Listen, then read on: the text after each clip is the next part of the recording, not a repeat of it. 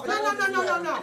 But I got to deal with us first in this particular aspect, because when it comes to, races, I want to say this and get this out the way. Every other nationality on the planet works with every other nationality on the planet, but the black people here in America have been taught how to fight each other more than anything else. And I came from a situation of respecting and protecting my sisters and brothers. And am I my brother's keeper? Yes, I am. I don't have to talk that, I have to walk that. And we've gotten away from that. So my ex-wife is Latina. Okay, yeah, you caught me out there with that, Poppy, so I'm cool. But my point is this. I want certain things to go like we need them to go, and I want to catch my younger brothers and sisters very, very young and put them into a class, into a course of self-respect and respecting others. We don't have that. And if we're not going to do that, and because a lot of us haven't been taught it, because a lot of us don't even understand it, it should be a part of our curriculum in regards to our own community, because we are being beaten, eaten, and taken for granted and for advantage of by the world. By the world. People keep saying to me, Black Lives Matter. I'm like, to who? When I can see on Facebook and all this other stuff, there are more scenes of people filming us fighting each other on the bus, on the train, girls in the street, over some craziness. But if I have a sister like Stephanie and my sister here, Angela, post something that's positive, inspirational, I don't even see any likes. It's not being reposted. It's like we're not even interested in building. We're more interested in destroying, breaking each other down. Where is that coming from? Why is social media allowing us to define us instead of we defining ourselves? You can't say Black Lives Matter or things of that particular nature when you aren't standing up and stepping up for us, because you ain't standing for yourself. A man or woman that will not stand for something will fall for anything. And again, that goes to effective communication with yourself. You have to love, like, and appreciate who you are first and foremost. And once we have that, and once we get that, what you're working with sisters like Stephanie and Angela and myself right here will be a positive and loving and lasting relationships. Because that's all we want. Everybody wants to love better because we want better love. Yeah. I mean, and that's actually the core of everybody. I don't care what anybody says. You were not meant to be in this life alone. No. And I'll hear people who say, oh, I don't mind being by myself. And I do get that, the people who have their freedom and, just the ability to be on their own, because not everybody is intended to be married. Those people aren't equipped to deal with anybody else when they say that. Or, but I'm just saying, like, not everybody wants to be in a relationship or whatever the case may be. But what I'm saying is we're created not to be by ourselves. So, there's a level of love I think that everybody wants to experience at some point in their life. I don't care what it is. There's some form of acceptance that we do want, period. And there are some of us that yearn for that more than others. But, it's even as a child, you want your mother to nurture you. When you get hurt, you want her to hold you or hug you. So, again, and that's a bond, which is communication. So it starts there. I'm going to say this to the young ladies. Being a woman, okay, that was raised by a strong single mother who did an awesome job, but the absence of my father made a difference in my life. Regardless, I never looked at men the way I feel like a woman should have, because I did not have a male role model in my life to be able to show me I love you. Or you're beautiful to me. You're my queen. That's right. So when you go through life, you start wanting to be accepted, period. So the first guy, Joe Schmo, who don't give a darn about you, he'll tell you you look good and you're beautiful because you've never heard that before. So then that becomes attractive. And let me tell you about men, and Burnell, you can back me up. Y'all men know when y'all dealing with a chick who don't know herself or when she don't have good self-esteem, you already know how you're going to roll it. Oh, please. You already know how you're going to play like a goat. Exactly. Because you're going to get everything you want out of that person because she's seeking something. And that goes both ways. And that does go both ways, because you have some, if a woman is experienced from a very young age or whatever else, and she realizes, and the funny thing is, goes like this. I mean, I'm going to give an analogy, and everybody's going to giggle and laugh, but you're going to be like, okay. When Bernie Mac, rest his soul, when he was doing this comedy skit, he was talking about his nephew that was 6 and, funny like that, like I'm getting some looking good. It's like, you're doing certain things, and it comes up that they be that particular way, but children have personalities that are instilled from that point up, and they operate on that particular level. And I have seen some beautiful little girls, 5 and 6 years old, and they have been told certain things, and they are starting to act that way. They understand how to manipulate. Why? Because no one has told them otherwise. They have said, you are this and you are that, and they're realizing that they can go off of their physical beauty and their emotional manipulation to get what they want. And that's going to be a part of their life process. So we have to understand that ain't cute. And it does go that early. Everybody that you can hear my voice right now knows you got somebody in somebody's family somewhere that some kid is like, that is not cute. That's not right for children to be saying, doing, or acting certain ways because they're going to become that type of an adult. Just look at it. For those of us who can see certain things right now, you have to recognize that because you're creating monsters. We want healthy individuals that are able to be in our world to help us grow in other areas. I respect the Asian culture in the fact that the elders are revered throughout life. It looks like they spoil their children, but no, they teach them certain ethics and values to whereas they respect their parents for life.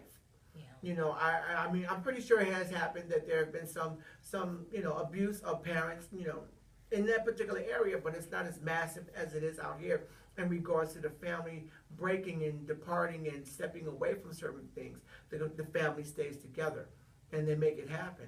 And we used to be that way. I want that back because that will show a strong bond in regards to when somebody else comes into the family or a part of our family moves into somebody else's family.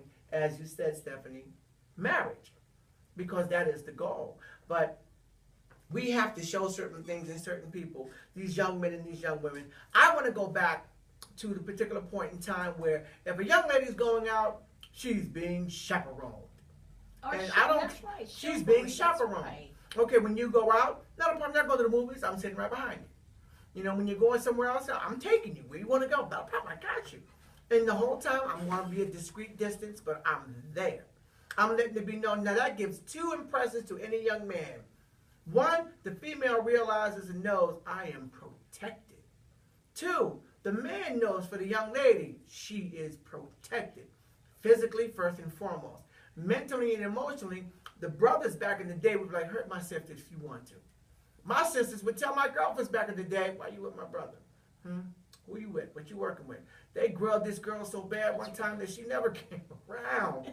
No more. But that was protection. Right. We don't have that anymore. I mean, we were raised in a village, and it's not like we can't get it back. It's not like we can't get it back. It's not like we don't more desperately need it right now. Right. We have to get that type of sense of situation right back right now because technology has taken us to a particular point.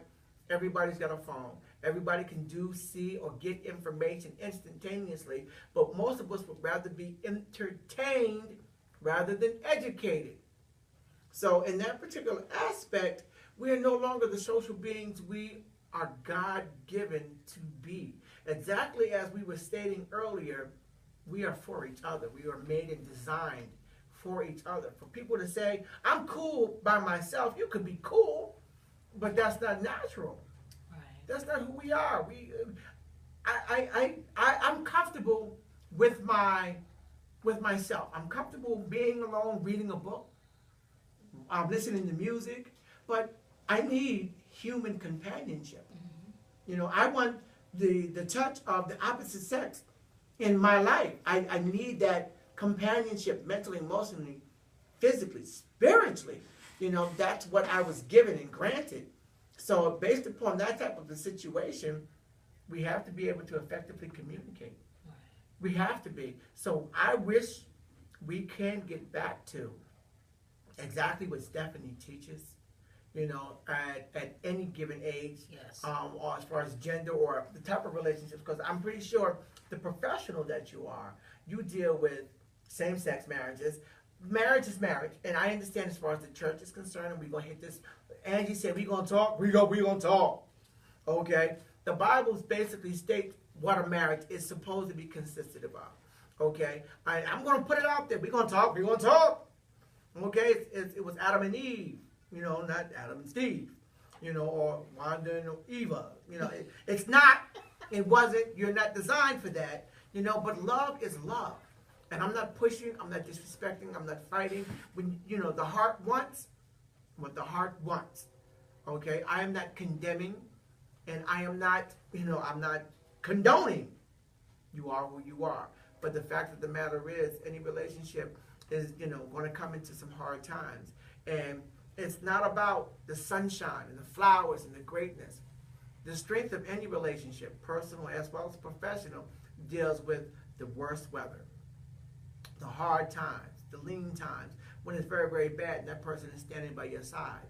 And that person can pick you up and say, you know what, you know, you get on my daggone nerves, but I got you. Yeah, because I do think ultimately what is the most important in my mind, and I was telling a young lady this actually not too long ago, because she asked one of the questions, you know, what do you think is a good, you know, man? What would you deem as a good man? I said, well, you know what, to be honest with you, the question I would ask is not whether the man is good or whether, you know, what things he brings to the table. See, my question would be, if I were to get sick and I needed him to wipe my behind, would he be the kind of guy that I know would take care of me even in the midst of that? If I got burned halfway on the left side of my face, would he still think I was beautiful and would kiss me and be there for me? Would he try to still uplift me? See, those are the kind of questions that I think you need to be asking, because the problem is love and relationships have been so over sensationalized on television, you know, and not that we can't have the romance, but I make a joke all the time and say, you want to know why God put sex in marriage? So that at least you could feel good. The fact that you got to deal with somebody for the rest of your life, okay? So at least you got that component where that's the lust part. That's what I always say, because that at least is going to be I'm sorry, what component? What component is that? The lust part of it. Oh, you know, when you get down and enjoying each other, that's what I always tease and say, listen, God had to add that, because otherwise, exactly, sometimes we be like, okay. There be bodies everywhere. And that's my point. So the thing is, because women are killers. Whatever. But my point to that is that it's just that it is important to know that in the event you have to go through something, is this the person you want? See, it's beautiful when they first look at you, and you know, beauty is in the eye of the beholder. But you know, you got what people call trophies and this, that, and the other. Can she talk? Does she have any substance? Because I'm going to tell you, and Burnell, you can attest to this as a man, beauty only goes so far with a dude. I don't care what nobody say. They'll say all day long, oh, no, you got to be gorgeous, you got to be. No, men are really not that shallow. No. They'll bed you because that's the easy part. But you can't talk, and I can't take you around nobody. Oh, no. Girl gone, you can't cook, there's no substance to you. Then that beauty means absolutely nothing to them. You know what I'm saying? And that is honestly very, very true. I have to honestly agree with that. And I love what you just said. And we're going to talk a lot about love, because that's where we're coming from and that's where we're trying to go. Yes. The fact that substance, when you're young, you think of what you can get. When you get older, more mature, you think about where you're going and what you can have.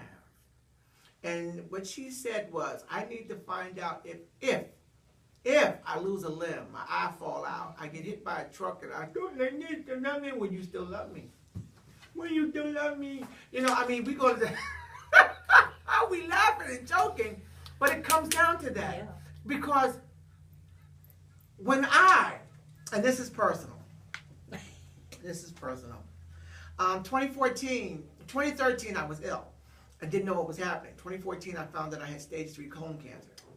And I was like, in 2015, I had surgery. And trust me, I do not feel sexy. So we could joke, laugh, and play about certain things, but it gets to a point where you realize exactly what you said, Angie. Yeah. who's gonna be there? Who's gonna be down? Where you